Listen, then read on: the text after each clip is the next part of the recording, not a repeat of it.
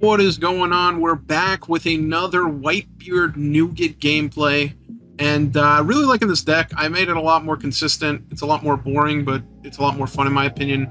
I'd say the MVP of this deck is this Jozu. Bro is definitely the GOAT when you go second.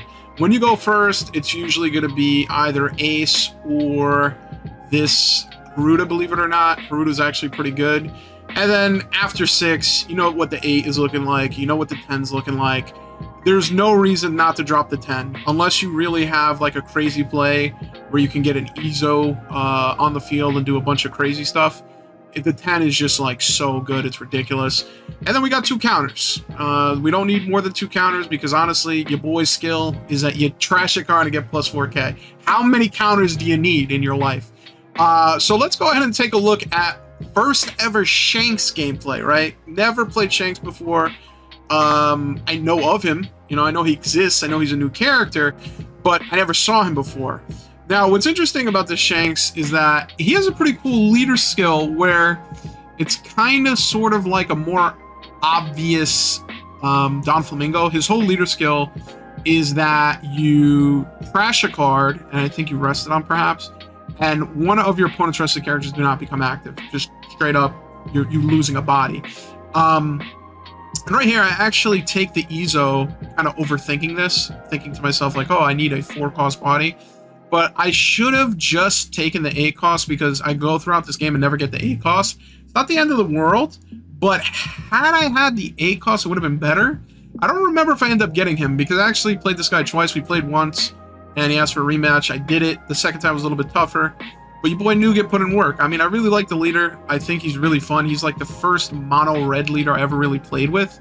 I didn't really understand, you know, the whole mechanic of red. All I know is like when you're red, you better protect your board. That's the only thing that matters. And as you can see here, like the Ezo becomes worthless because I'm not playing Ezo right now.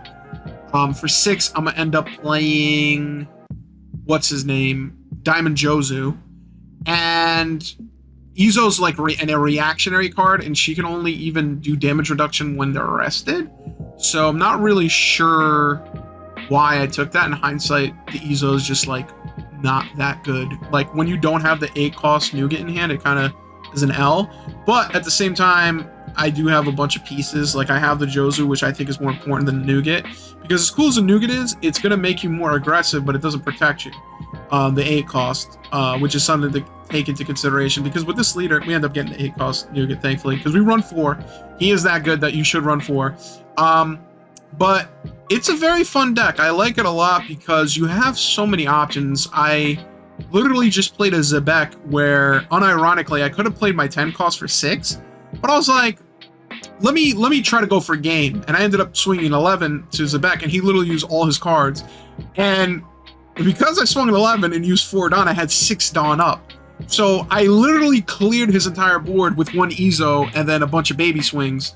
And I felt bad, but it felt so good at the same time because I feel like Zebek, if a Zebek player knows what they're doing, they can punish Newgate pretty badly because they have a lot of removal, they have the bounce, they have the, hey, do you want me to draw 2 or do you want to trash 2? And for red, you never want to trash because, like, bro, getting these cards in your hand is a miracle. Like, the one thing that they gave Newgate where they were a little bit lenient is that the 1-cost Ezo, if you trash, or not trash, if you reveal an 8-cost, you can get to draw a card, which is pretty nice. And as you can see here, he kind of did something I wouldn't have done with, well, I guess what he did was smart. He basically rested the,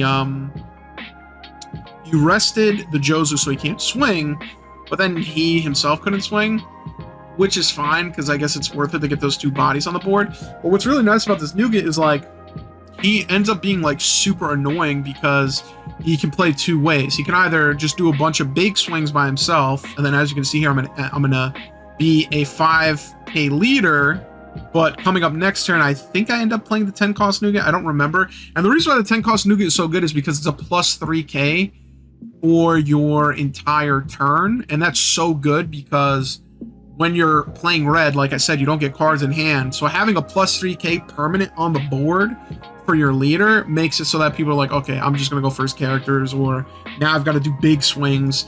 What's interesting about the Shanks is that he's got a lot of tricks up his sleeves. I would say the most annoying character is Lucky LaRue.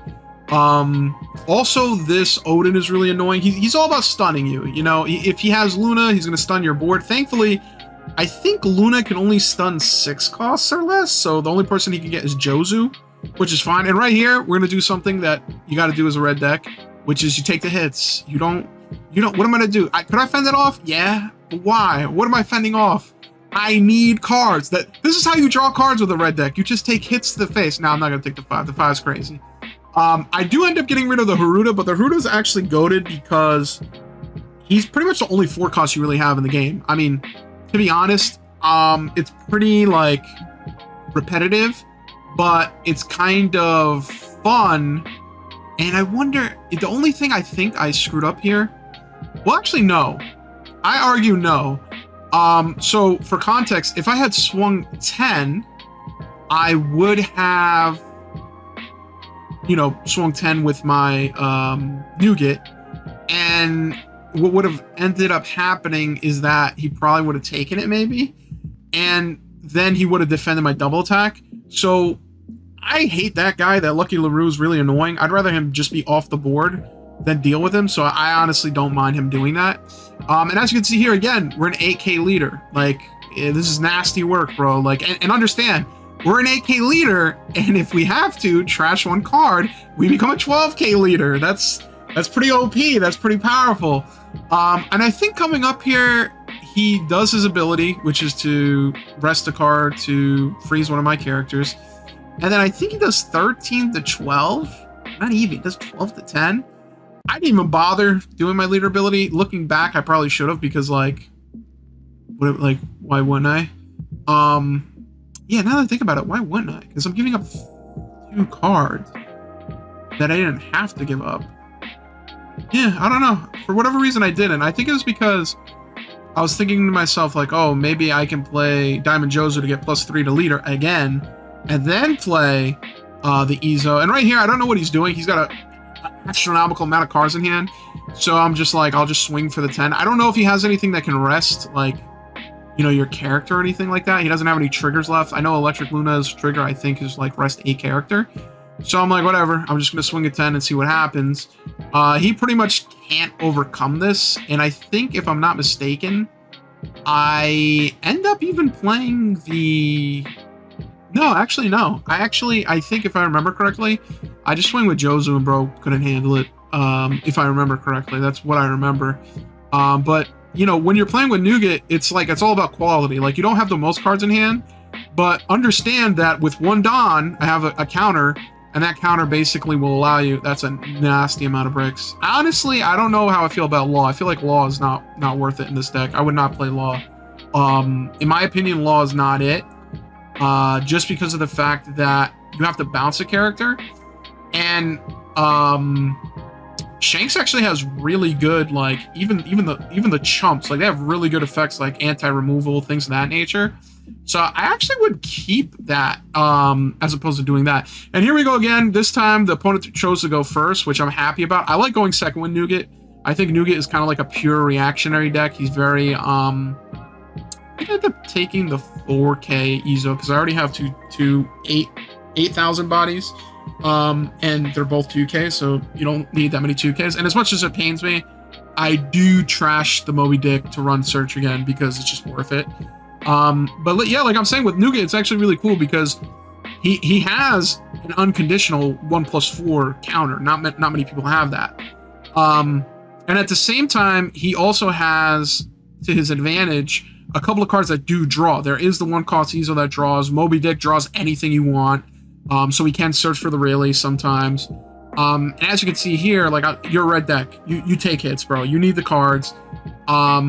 Whatever 2k you could use now could be a 12k later, so might as well. And as you can see here, this is where you like Haruta would be pretty nice, but at the same time, it's kind of not the end of the world because like you swing at 8. You know what I mean? Like I feel like with Newgate, it's very similar to Roger, where not having a 4-cost on the field is whatever. But at the same time, I do understand that Haruta, for example, is really good. I think If I remember, no, we don't get Haruta this game, but there was a game where I got Haruta, and because he's able to trash 2,000 power or less, he actually came in clutch and was able to get rid of the annoying stop protection or stop removal guy, which is pretty good. It's actually pretty nice. And I think the only other character that's like 4 costs that you would run here is, I don't remember bro's name. I think it's Atmos. He's 4 costs, no counter. He's 6k power, and he has the same ability, which is that on opponent's turn he gets +3. Haruta like clears it, especially in this meta where there's a bunch of like little annoying like chump blockers and stuff like that. It definitely makes sense to do that. And I don't know enough about Shanks. I don't know what he does exactly. As you can see here, he pretty much can't attack me because I'm an 8k leader. That's pretty annoying, actually. Like, when you think about it, like bro's on his 7 Dawn turn, and if he plays something, he cannot swing into me. That's pretty OP. And at this point, we got Rayleigh. Rayleigh's actually really good into Shanks. Rayleigh's really good into anything. I only run 2 because he's not really super duper searchable. But he is really good because he's going to pop a body and then also weaken a body. And right here, I was like jumping for joy because I'm like, uh-oh, he's got a 6k leader. He's got a 4k body on the field. So he's got to give up a 2 and a 1. So he's got to give up 2 cards in order to protect this. And I think he does do that. Rayleigh's really good. Rayleigh is like stupid good. In red in general, he's pretty good to run 2, maybe 3. For this deck, I'm tempted to run 3, but at the same time, like, he's not a game changer. Always. Like right here, if I didn't have Rayleigh, I probably would have honestly played the Jozu again, and it would have been annoying because I basically would be in a situation where like I'm just, you know, big and bad and have a board, but it would have been another 6 for 8, and then I had 2 counters in hand, you know what I mean?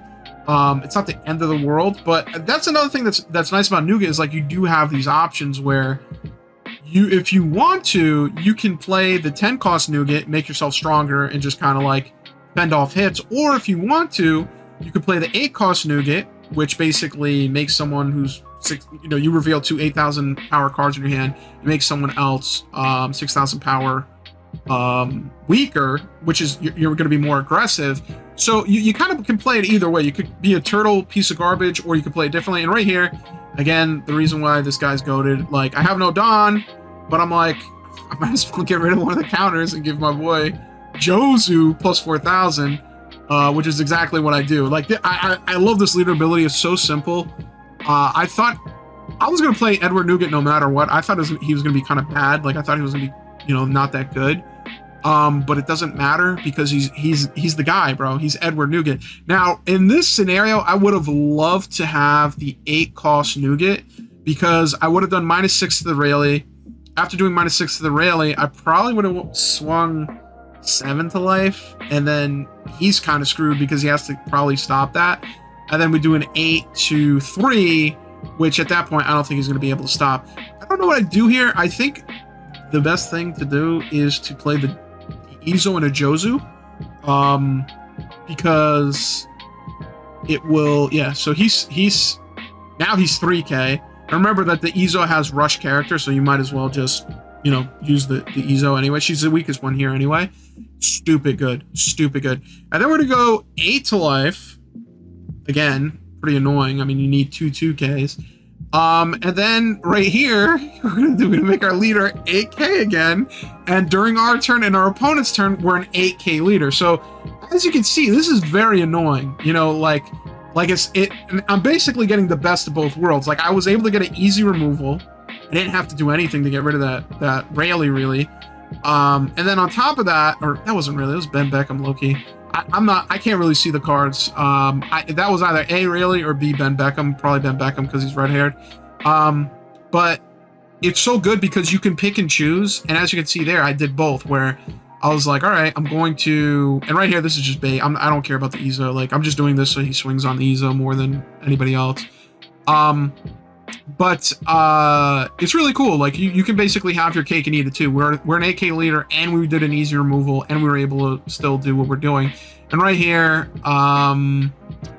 this is kind of like a good example of why Shanks is annoying. He removes a body, freezes a body, But I got bad news because that Shanks is an 11,000 character. And when there's a 10,000 or more character, big bad daddy Newgate comes on the board for only 6 Don. We're on a, listen, we're clipping coupons and we see that it's going to be cheaper. If I'm smart, I will do an 8 swing to life and see what he does. And I'm debating if I should go for board or if I should go for life. I'm like, bro, he's 2 life. I know he has the annoying law is a blocker eventually, but it is what it is, bro. Like, he can only do so much. Like, I'm not gonna sit here and swing into his board knowing that he could get a rush Shanks and then ruin everything. It just makes more sense. And as you can see here, I could take the Ezo, I could go for board, but he's 1 life. I just take the 2k because why not? Like, it's just another 2k.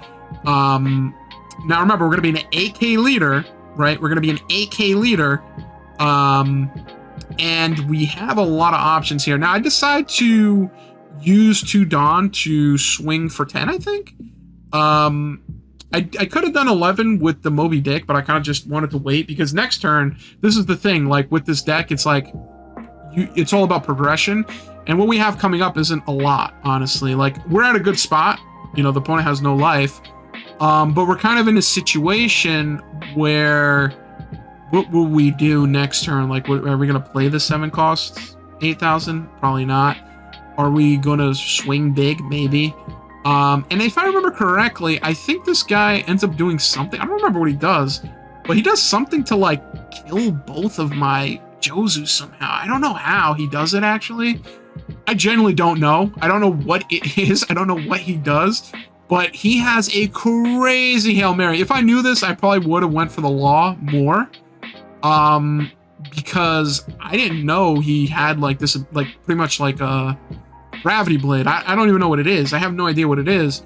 But he got rid of both of my Jozus and then rested my Newgate, and I think he forgot to do leader ability. Now, it kind of sort of doesn't matter. Kind of. I say kind of sort of doesn't matter because, like, I have 2 lives, and unless he were to play, like, another Rush Shanks, which he does have, I might be sweating a little bit. But the thing is, I have a 1+4 counter. I have 1, 2, 3, 4, 5, 6 2Ks. And that's the thing I was thinking here. I'm like, if he swings to my board, I'm going to protect them. If he swings to my life, I'm going to take one. Like, if he swung 11 to life, I'll just take it. I don't care. Like, I have 2 lives. So I'm not sure what he's thinking here, but what he ends up doing is probably the best thing you can do. He plays some event that gets rid of both of my Jozus, and then at that point, he rests my 12-cost Newgate. And, you know, if that's the case, you know, that's pretty annoying. That's pretty nuclear. But keep in mind, I am an 8k leader right now. I have a Dawn up. So he could swing 11k to life. I'll take it. I don't care. But then he's got to contribute like 2 Dawn for the 2 people up front, 3 Dawn for himself just to get a swing in. So it's not really worth it. So this is where he does this weird event, right? It says you may rest 6 of your Dawn cards. Rest up to 1 of your opponent's characters, then K up to 2 of your opponent's rested characters with a cost of 6 or less. That is nuclear, and that costs 7 Dawn. And then that's pretty much it. And then look at this counter. Up to 1 of your Shanks gains plus 4,000 power during this battle. So this is a nasty, nasty broken card, in my opinion. I did not know Shanks had this. It's basically Gravity Blade. It's a better Gravity Blade because it costs 7, same as Gravity Blade. And it can get 6 or less, which I think Gravity Blade does anyway. Nasty, bro. Nasty work. So what he does as a misplay here is that he can trash or rest a Dawn, freeze the Newgate, but he doesn't do that. I think he just passes because he just forgets. If he did do that, you'll see what's coming up next is actually a Rayleigh.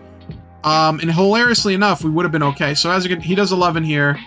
Hindsight 2020, I should have maybe trashed a 2k to protect, but I end up just taking it, and it's Diamond Jozu. So that's actually kind of a W, because now we get to be a 3k leader again. Now mind you, he did fumble here. He did misplay, he should have, because this Newgate was rested, he should have frozen it, and he does mention that and says, "Oh, I should have frozen that." But then I would have played Jozu. I would have been an 8K leader again, and then what's different, right? Like what are you gonna do? You know what I mean? It would have been it would have been last turn again, and I would have just swung again, and he would have had the answer. He would have given up a counter. He would have done something, and then now I would have Jozu on the field. I would have had all my 2Ks. I would have had multiple, I would have had multiple counters in hand, etc. And with Rayleigh, we're able to get rid of the law. And at this point, I'm thinking, I'm like, should I do a 6 swing into the 6 cost and then try to like fend off whatever comes next? But honestly, he could play the 10 cost 12 Shanks, which honestly we could have survived probably. But I was like, listen, I'm gonna go 7 for life. Let's see what happens. If he got the 2 cards, give up the 2 cards. And he unfortunately did not have the 2 cards. It takes him a while to just accept it, but I don't know. He does say that he could have rested the Newgate at some point. So yeah, he says he could have rested the Newgate.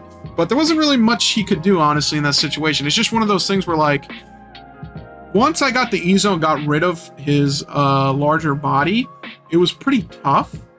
And he kind of got really hit pretty hard with Rayleigh because, and again, there is other options. Like, again, you have 2 options with Newgate. You can either A, go for removal or more aggressive, B, go for, more of self-preservation, make yourself an 8K leader, and then, keep a Don or 2 up, be annoying.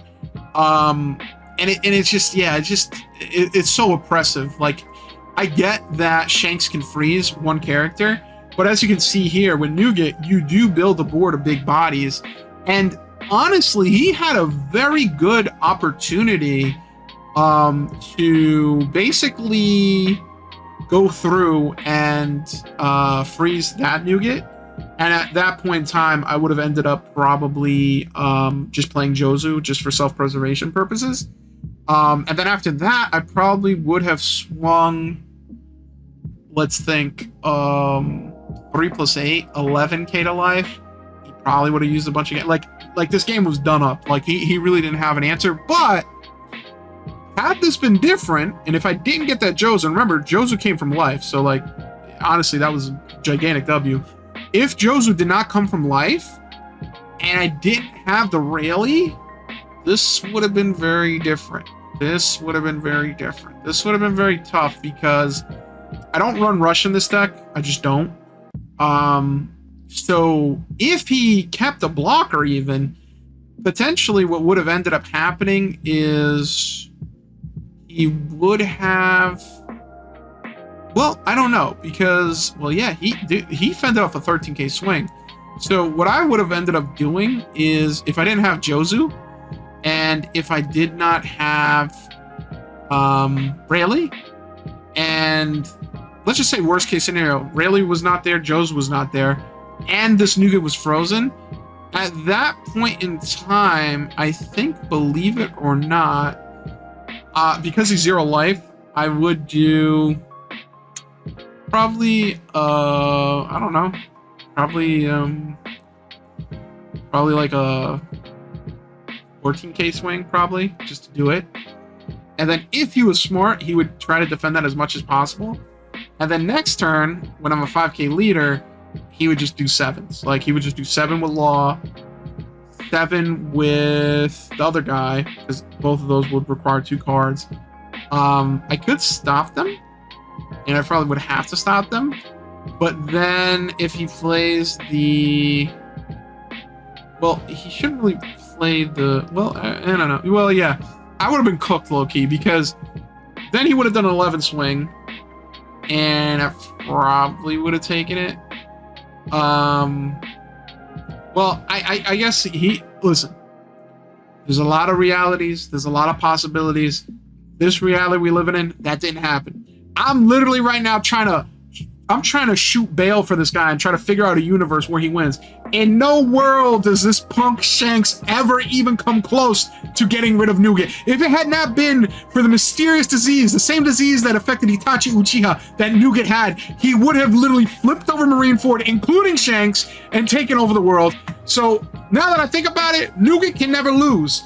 If you come with big bodies, we'll reduce it and get rid of it. If you come with a bunch of blockers and we can't kill you, guess what? We'll become an AK leader and we'll thug it out and we'll wait until we can get to you. We ain't gonna take the easy way. There ain't gonna be no removals. Don't pay attention really. Ain't gonna be the easy way. It's gonna be the old-fashioned way. Now, with that being said, it is 1 week away from the release of OP-17. It's coming out August 28th, which is in a couple of days.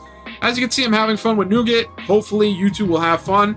If you're looking to play the game, remember, TCG Player is your friend. If you're looking to rip packs for MSRP, your next best friend would be the Poke Restock app, because with the Poke Restock app, you have alerts for One Piece TCG, and during the release week, that's when most, alerts are actually going to fire from all these major retailers like Target, Walmart, Crunchyroll, Box Lunch, etc. So when it comes to this upcoming release, whether it be Thursday night, going into Friday for Target, or next Wednesday for Walmart Wednesday, keep in mind that, the first 2-3 weeks of a One Piece release is usually the best place and best time to find online restocks as well as in the store. So try to keep that in mind. If you go to the store and, you end up seeing some sleeves, you can buy a couple. But if you want it from online, the best way to do it would be the Poke Restock app. People see that with Premium Bandai, ended up being really great, really happy that people were able to get a lot of success with Premium Bandai. It would be awesome if Premium Bandai actually did some drops with regular One Piece. That'd be kind of cool, but it's mostly like promo stuff. Either way, Poke Restock app is a really good tool for One Piece. It's pretty much the only way I ever got Premium Bandai personally. Same thing with, personally, I usually don't get lucky with Target because Target's been getting botted to hell. Walmart, actually I did end up getting a starter deck from Target, which is a miracle, honestly. I also was able to get some sleeves from OP-14 as well as OP-16 from Box Lunch. Box Lunch is pretty good when they have a coupon and you're able to pick it up in store. You end up getting sleeves for about, sealed booster packs for about $7, which, if you know, in this market and in this economy, unfortunately, that's a deal. $7 per pack from a sealed pack is actually pretty good. So personally, for me, when it comes to buying packs, I'll probably look forward to Box Lunch and try to pay attention for that, try to get pickup. That way you don't have to pay for shipping. And we'll also keep in mind and look at things. And by the way, we don't push things that are egregiously out of price. For example, the starter decks came in at like $50 before they released. That's ridiculous. I'm never going to push that. That's not like something, that's not a deal. That's not anything that anyone should buy. But we will be pushing items and having things from eBay, Double Infinity, other sellers that are below market and above MSRP once the release happens. It's just kind of like another option. If you're, I think a good example is like for Pokemon, Destined Rivals came out, and if you get it from Walmart, it's about $70. If you get it from eBay, it's about $115, $110 if you're lucky. It's just easier to get it from eBay sometimes, and you just kind of bite the bullet and just like, oh, I really want one, or I want a couple for gifts or whatever the case may be. It's kind of the same thing with One Piece, but if you want to just play the game, which is my main prerogative, you can get it from TCG Player. You can usually build most decks for about $20, $30 after the release. You have to wait until after the release. Everything's inflated on release. And, if you get lucky, you might be able to build most of the deck for $20, $30. If you have some friends that play One Piece, they might be able to fill in the gaps. Point is, for about $100, you should be able to build one of the new decks, like whatever you like. It might not be perfect and optimal, but you probably will be able to build it, probably 85% of the way there for less than $100. And $100 is pushing it, because whenever I've built a deck, I've gotten it from people, like some bulk from people, or I've gotten it from TCG Player. So I would recommend that. When you buy a booster box, or even when you buy packs, you're not guaranteed to get playable cards. Like, you could open 30, 40 plus packs and you might not get the rare or even the SR that you need to complete your deck. So that's one thing to keep in mind. Either way, release week's coming. Pay attention. Try to use all the tools at your disposal, and one of the best ones is the Poke Restock app. With that, I will leave you do, and good luck.